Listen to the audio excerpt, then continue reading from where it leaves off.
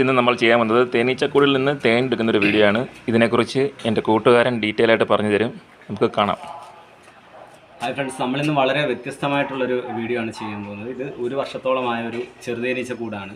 നമ്മൾ അന്നേരം ഇതിൽ നിന്നും ചെറുതേൻ എടുക്കുകയും അതുപോലെ തന്നെ ഈ കൂട് ഉപയോഗിച്ച് മറ്റൊരു കൂട്ടിലോട്ട് കുറച്ച് തേനീച്ചകളെ മാറ്റുകയും ചെയ്യുന്നൊരു വീഡിയോ ആണ്. അങ്ങനെ വളരെ വ്യത്യസ്തമായിട്ടുള്ളൊരു വീഡിയോ ആയിരിക്കും നമ്മൾ ചെയ്യാൻ പോകുന്നത്.